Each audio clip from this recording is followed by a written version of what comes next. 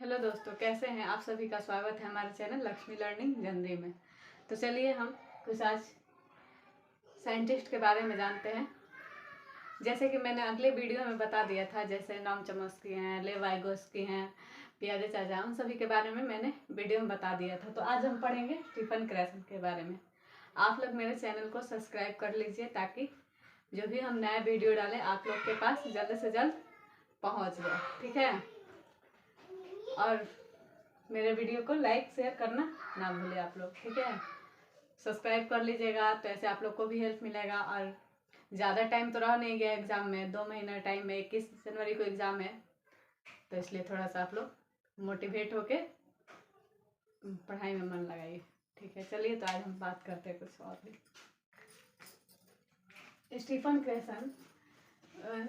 Cresson जो है वो अमेरिका के मनोवैज्ञानिक थे, अमेरिकन लिंग्विस्टिक थे, भाषाविद जिनको बोलते हैं, भाषाविद। इनके बारे में बताने से पहले हम कुछ बेसिक सा चीज जान लेते हैं। चलिए तो थोड़ा सा हम लैंग्वेज के बारे में फिर हम बता देते हैं आप लोग को।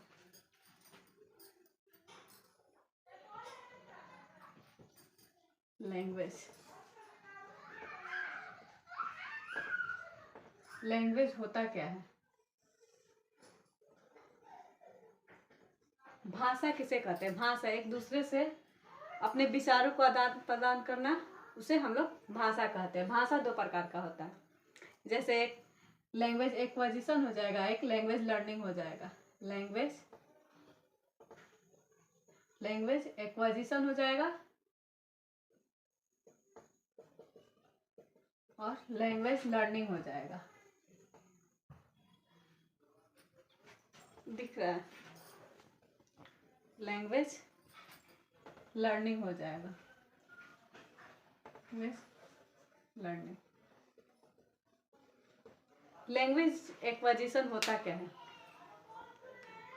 लैंग्वेज एक्विजिशन, जो भी पहली लैंग्वेज होगी आपको, जैसे फर्स्ट लैंग्वेज जो भी होगी, वो हम लोग एक्वायर करते हैं, अनजाने में ही सीखते हैं। मतलब एक्विजिशन का मतलब होता है अर्जन करना, मतलब अनजाने में ही सीख लेना।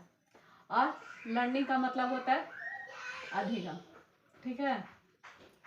जो भी चीज़ हम लोग अनजाने में ही सीख लेते हैं उसे एक्विजिशन कहते हैं। जैसे हमारे परिवेश में जो भी लैंग्वेज बोला जाता है, ठीक है, जैसे हमारे परिवेश में चाहे जो भी हमारे माता पिता बोलते हैं, जैसे कि हम लोग जिस परिवेश में रहते हैं, जो भी हमारा लैंग्वेज है, जैसे हम लोग भोजपुरी में बात करते हैं, जो भी हमारा मदर टंग है, मतलब मातृभाषा है, वो हम लोग एक्वायर ही तो करते हैं। ऐसा तो नहीं है कि उसमें कुछ एफर्ट लगाते, ये विदाउट एफर्ट होता है। इसमें कोई एफर्ट लगाने की ज़रूरत नहीं होती है, अनजाने में ही आदमी सीख लेता है। जो लैंग्वेज लर्निंग होता है, जिसको बोलते हैं लैंग्वेज लर्निंग, भाषा अधिगम बोलते हैं, इसको भाषा अर्जन बोलते हैं। लैंग्वेज एक्विजिशन को इसको भाषा अधिगम बोलते हैं। भाषा अधिगम, इसको भाषा अर्जन और भाषा अधिगम। तो भाषा अधिगम जो होता है ना, उसमें एफर्ट लगाने की ज़रूरत पड़ती है। इसमें बिना एफर्ट के, जैसे लैंग्वेज लर्निंग होती है, जैसे हम विद्यालय जाएंगे तभी तो हम दूसरी भाषा सीखेंगे। जैसे हमारी पहली भाषा है हिंदी, तो हिंदी तो जो भाषा है, हमारी पहली भाषा है, वो तो अनजाने में ही ना हम लोग सीखते हैं। ऐसा तो नहीं है कि हमें एफर्ट लगाने की ज़रूरत पड़ती है, ऐसा नहीं है ना, विदाउट एफर्ट होता। और जो लैंग्वेज लर्निंग होती है उसमें एफर्ट लगाने की, जो भी हमारी दूसरी भाषा है, दूसरी भाषा जो भी आपका है, दूसरी भाषा में जैसे हिंदी का रहे, जो भी आपका हिंदी, तो हमारी हिंदी जो है मातृभाषा, चाहे मातृभाषा तो नहीं बोलेंगे, मातृभाषा है, जैसे मातृभाषा नहीं, जो हिंदी है वो राजभाषा है हमारी, ठीक है, मातृभाषा नहीं, राजभाषा है। और इंग्लिश है तो इसमें एफर्ट लगाने की ज़रूरत पड़ती है। ऐसा नहीं है कि विदाउट एफर्ट इसको सीखता है, इसको अनजाने में सीखते हैं, इसको मतलब जानबूझकर सीखा जाता है भाषा आदि का। तो चलिए इतना बता दिए हैं, इतना आप लोग को समझ में आ गया होगा। चलिए और आगे बात करते हैं, ठीक है। तो थोड़ा सा आप लोग से माफ़ी चाहते हैं, क्योंकि हमको इस साइड जो था ना बोर्ड में स्पेस नहीं था, इसीलिए हमको उस साइड जाना पड़े, तो उसके लिए माफ़ी चाहते हैं। तो चलिए हम स्टीफन क्रैसन के बारे में जानते हैं। सॉरी। जो स्टीफन क्रेसन है वो अमेरिकन के लिंग्विस्टिक है, मतलब अमेरिकन के भाषाविद है। तो इन्होंने एक थ्योरी दिया था जो स्टीफन क्रेसन है, उस थ्योरी का नाम है SLA का थ्योरी दिया था, जिसका फुल फॉर्म है SLA का फुल फॉर्म है सेकेंड लैंग्वेज एक्वाजिशन। इन्होंने बताया है कि जो सेकेंड लैंग्वेज भी है ना, वो हम लोग एक्वायर कर लेते हैं, मतलब अनजाने में ही सीख लेते हैं। जो भी आप लोग की दूसरी भाषा होगी, मान लेते हैं हमारे तो हिंदी है पहली भाषा, दूसरी भाषा है इंग्लिश, तो हम उसको भी इन्होंने बताया ना कि उसको भी हम लोग एक्वायर करके ही सीख लेंगे इनके अनुसार, स्टीफन क्रेसन के अनुसार। चलिए और इनके बारे में और बात करते हैं। इन्होंने 5 हाइपोथेसिस, 5 परिकल्पनाएं दी। ऐसा नहीं है कि इन्होंने 5 परिकल्पनाएं यूं ही मन गढ़ दिया, इस पर कुछ ऑब्जर्व किया होगा तभी तो ये 5 परिकल्पनाएं दी, और 5 परिकल्पनाएं में कुछ ना कुछ बातें कही हुई हैं। ठीक है, तो देखिए जो 5 परिकल्पनाएं दी हैं इन्होंने, इसमें इन्होंने हमें एक शॉर्ट फॉर्म्स बनाया है, जिसमें 5 परिकल्पनाएं हैं, उसका शॉर्ट फॉर्म्स है। हम इसको शॉर्ट फॉर्म्स में अम्निया याद कर सकते हैं। जैसे ये 5 परिकल्पनाएं या हाइपोथेसिस बोलेंगे, अम्निया इसको याद कर सकते हैं, AMNIA अम्निया। ठीक है, तो देखिए पहली जो परिकल्पनाएं हैं इक्वाजिशन एंड लर्निंग हाइपोथेसिस, मतलब अर्जन और अधिगम परिकल्पनाएं। और अर्जन और अधिगम परिकल्पनाएं होती क्या है, जैसे हमने यहाँ पे लैंग्वेज के बारे में बताया था आप लोगों को, लैंग्वेज के बारे में बताया था ना कि भाषा क्या होता है। भाषा एक दूसरे के माध्यम से विचारों को आदान प्रदान करना, वो भाषा कहलाता है। तो जैसे भाषा भी होता है जो 2 प्रकार का होता है, एक भाषा अर्जन होता है और एक भाषा अधिगम होता है। जो भाषा अर्जन होता है वो अनजाने में आदमी सीखता है, जो भाषा अधिगम होता है उसको एफर्ट लगाना पड़ता है, मतलब प्रयास के द्वारा सीखा जाता है। जो भी आपकी पहली भाषा है वो आदमी अनजाने में सीख जाए, जो आपके परिवेश में बोला जाता हो वो भाषा आप अनजाने में ही सीखते हैं। और जैसे जो दूसरी भाषा होगी आपकी, उसे एफर्ट लगाने की जरूरत पड़ती होगी। ऐसा नहीं है कि उसको भी अनजाने में ही सीख लेंगे। आपको इंग्लिश सीखना है तो आपको विद्यालय जाना पड़ेगा, ऐसा नहीं है ना कि घर में सीख सकते हैं। तो चलिए विद्यालय जाना पड़ेगा या ट्यूशन के थ्रू आप लोग सीख सकते हैं, चाहे तो थोड़ा सा एफर्ट लगाना पड़ेगा। तो वही चीज़ है। तो पहली इन्होंने जो परिकल्पनाएं दी थी, इक्वाजिशन एंड लर्निंग हाइपोथेसिस, मतलब अर्जन और अधिगम परिकल्पनाएं। इन्होंने अर्जन और अधिगम परिकल्पनाएं में क्या क्या बात कही है हम आपको बताते हैं।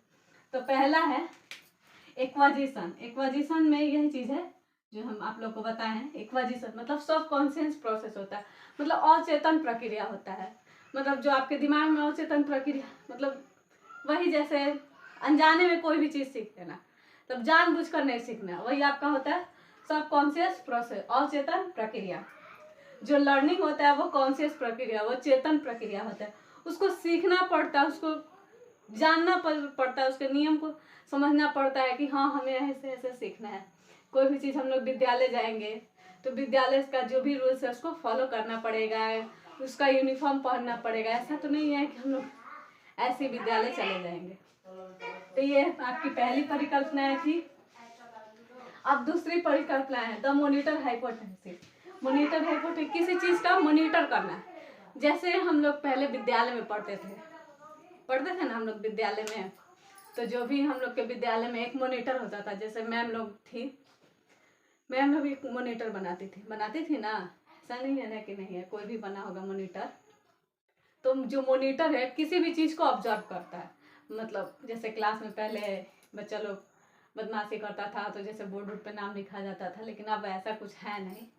लेकिन पहले जो था, जैसे कि मॉनिटर हाइपोथेसिस में क्या होता है, जैसे लर्निंग सिस्टम, मतलब एक लर्न के थ्रू सिस्टम होता है, लर्निंग सिस्टम होता है। इसमें माइनर चेंज मतलब पॉलिश करना पड़ता है, कोई भी चीज़ सीखना पड़ता है उसको पॉलिश करना पड़ता है। जैसे ओवर, जो भी व्यक्ति ओवर होगा, मतलब कोई, जैसे हम एक एग्जांपल देते हैं, किसी भी मतलब व्यक्ति को देखे होंगे, चाहे हम स्टूडेंट को ही मान लेते, चाहे घर के बच्चे को ही मान लेते, जो घर का भी बच्चा होता है, चाहे किसी भी स्टूडेंट को, कोई भी एग्जांपल हम लोग, जैसे कोई बच्चा होता है मतलब किसी भी चीज़ को ओवर ले लेता है कि नहीं मैं ये काम कर लूँगा तो कर लूँगा।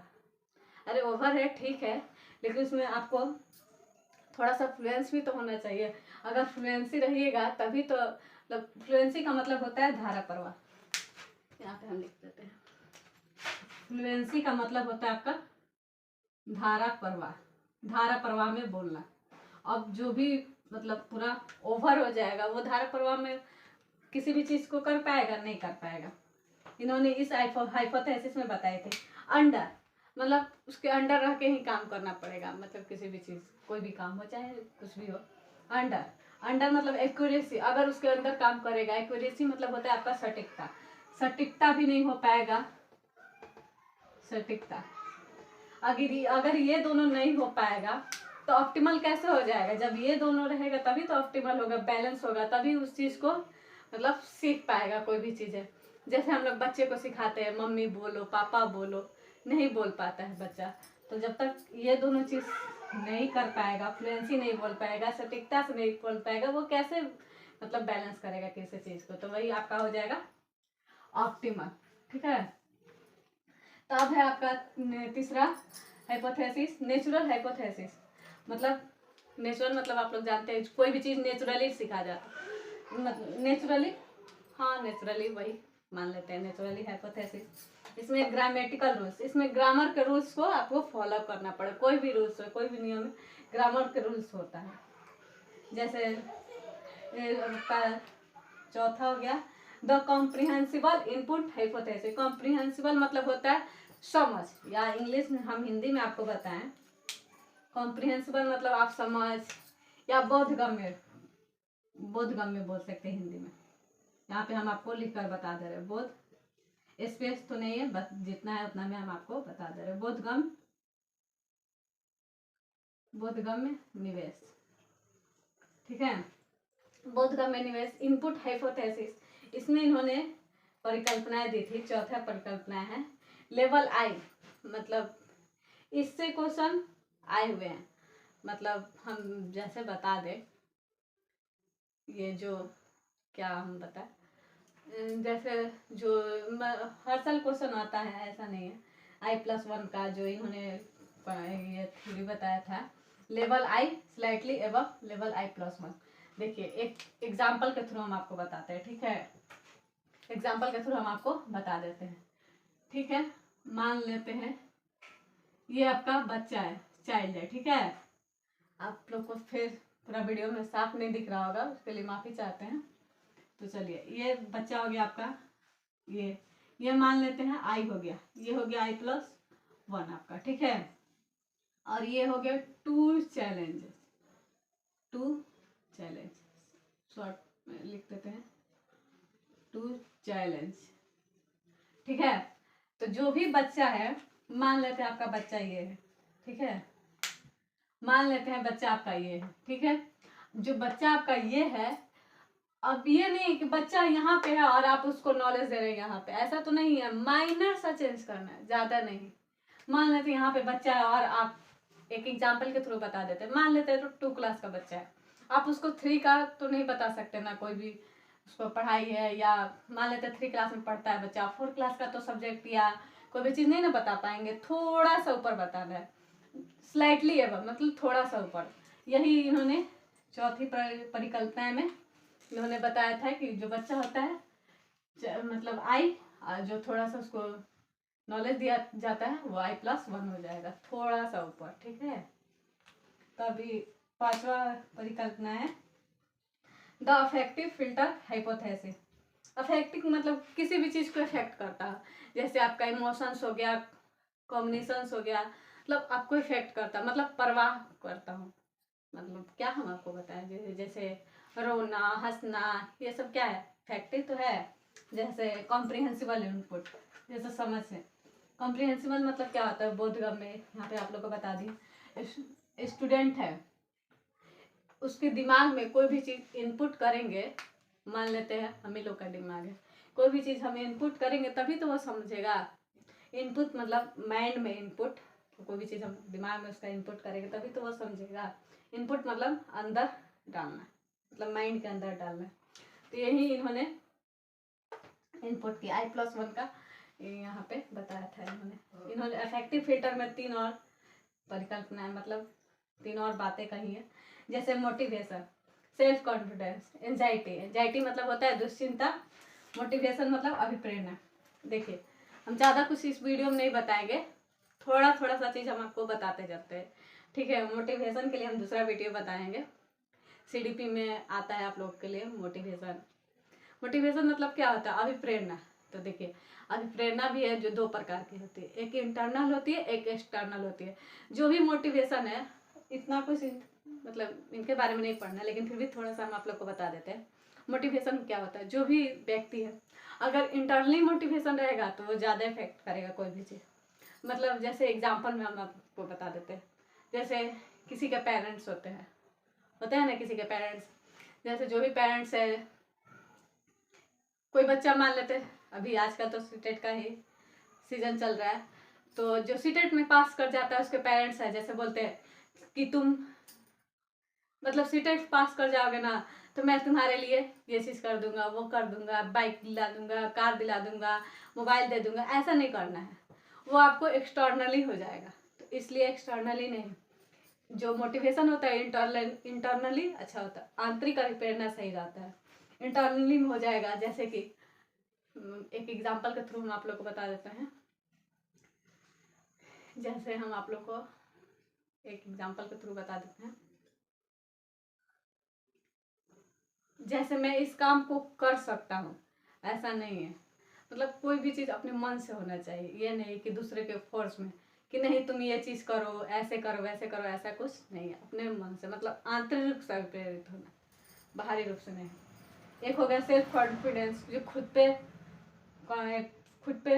सेल्फ कॉन्फिडेंस मतलब खुद पे एथी हो। एंजाइटी मतलब दुश्चिंता नहीं होना चाहिए किसी भी चीज़ के लिए। तो चलिए हम आप लोगों को इतना बता दिए स्टीफन क्रेसन के बारे में। आई होप आप लोग को समझ में आया होगा, और जहाँ नहीं समझ में आए आप लोग कमेंट करके हमसे पूछ सकते हैं, या हम आपको बताने का कोशिश भी करेंगे। जहाँ पे भी आप लोग को समझ में नहीं आए वहाँ आप लोग हमसे बात कर सकते हैं। तो चलिए ये तो बता दिए हम आप लोग स्टीफन क्रेसन के बारे में, और भी अगले वीडियो में हम जैसे जीन पियाजे हैं, वाइगोस्की हैं, उन लोग के बारे में बता दिए हैं। तो ये तो है आपको लैंग्वेज के लिए, ठीक है।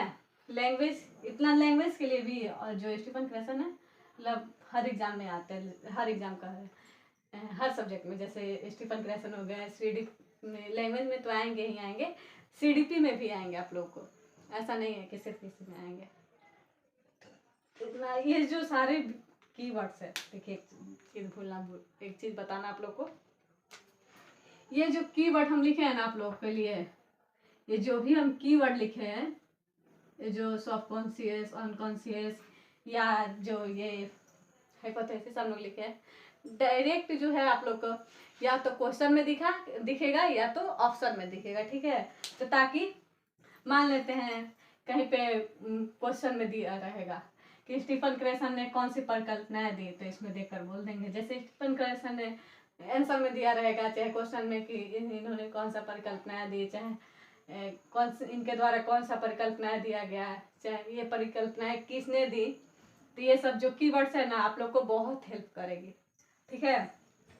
तो देख लीजिएगा आप लोग थोड़ा सा ध्यान से, ताकि आप लोग को हेल्प मिल जाए, ठीक है। जो भी थी, और ट्रिक के साथ हम कुछ कुछ बताते जा रहे हैं। जैसे इनका शॉर्ट फॉर्म्स हो जाएगा ओमनिया, यहाँ पे हम लिख भी दिए हैं। तो ए से हो जाएगा आपका इक्वाजिशन है, देखिए शॉर्ट फॉर्म्स इन्होंने जो 5 हाइपोथेसिस दी थी, जैसे ए से हो जाएगा आपका acquisition and learning hypothesis, M से हो जाएगा मॉनिटर हाइपोथेसिस, एन से हो जाएगा नेचुरल हाइपोथेसिस, आई से हो जाएगा आपका द कॉम्प्रिहेंसिबल इनपुट हाइपोथेसिस, ए से हो जाएगा इफेक्टिव फिल्टर हाइपोथेसिस, ठीक है। तो इतना तो सही है। चलिए अब आगे बात करते हैं, जो भी जो साइंटिस्ट लोग हैं उन लोगों के बारे में आपको बताएंगे। इतना तो इनके लिए सही है, और इससे ज़्यादा आता भी नहीं है, इतना ठीक है। और जो भी आप लोग को समस्या हो आप लोग हमसे कमेंट में ज़रूर पूछ सकते हैं। चलिए दोस्तों इतना, थैंक यू। आप हमारे चैनल में बने रहिए और मेरे चैनल को सब्सक्राइब कर लीजिएगा, ताकि जो भी नया वीडियो बनाए आपके पास जल्द से जल्द पहुंच जाए। और लाइक, कमेंट और शेयर करना ना भूलें। Thank you.